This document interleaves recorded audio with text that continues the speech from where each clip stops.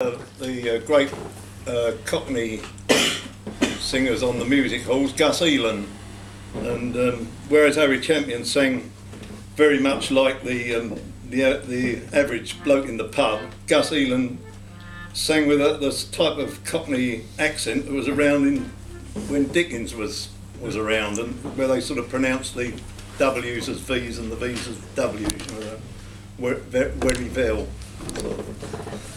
Cockney accent, and this was one of his songs called The Postman's Holiday, and he started singing it in about 1890, and in those days postmen worked a 7-day week. They had deliveries on Sundays virtually everywhere, and they worked very late. I think a place like Brighton actually had about 9 deliveries a day. You could write a postcard in the morning to somebody and arrange to meet them in the evening, and they get it in the afternoon. No phones or anything. And this meant they got no holidays with pay, so when a bank holiday came round, that was the only day off they got, so they had to cram in as much as possible. And that's the idea of this song. And it's a sort of tour around London, but most of the places that are mentioned were out in the country when Gus sang it. Postman's Holiday.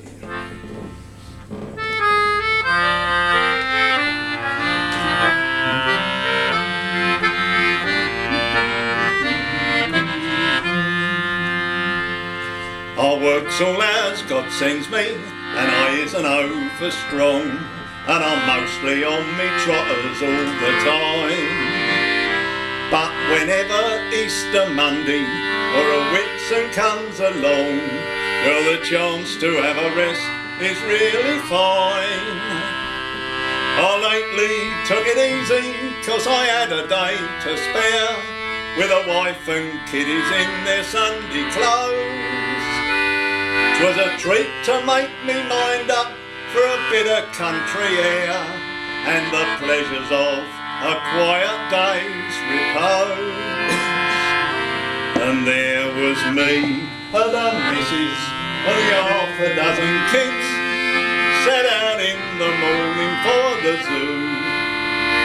We'd a precious way to go, but we made our minds up so, well, I thought we'd taken it in Forest too. Instead I gave Barnet, Peckham Rye, at the Crystal Palace made a stay. We was weary on our pins, and we lost the bloomin' twins, but I'm glad we had a nice quiet day.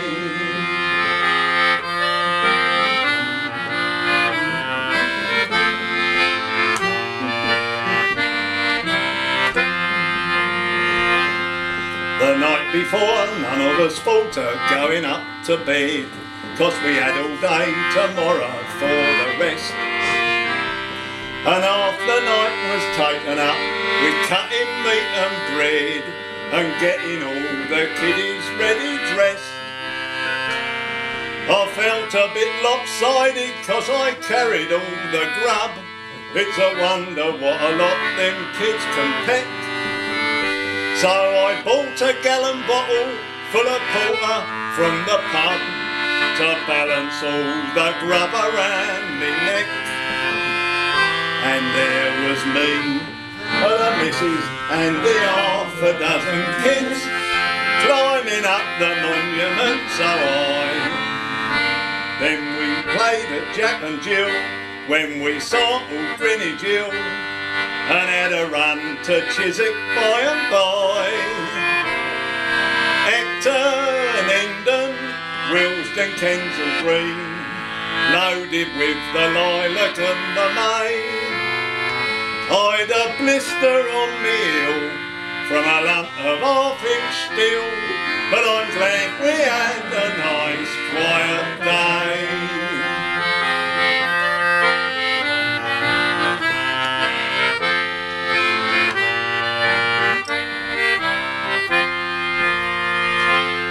'Twas good to see the London smoke from up the monument, as I hauls our perambulator to the top. But soon as I gets up there, to the bottom I was sent, 'cause the missus lets a beefsteak pudding drop.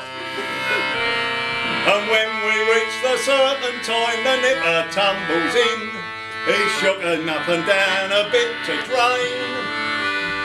But soon as I have wiped the muck from off his nose and chin, God blimey if he don't fall in again.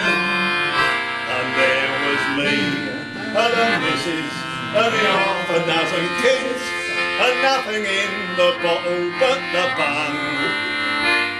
But I gave the kids a treat when we got to Newgate Street, 'cause I showed them where their Uncle Bert was hung.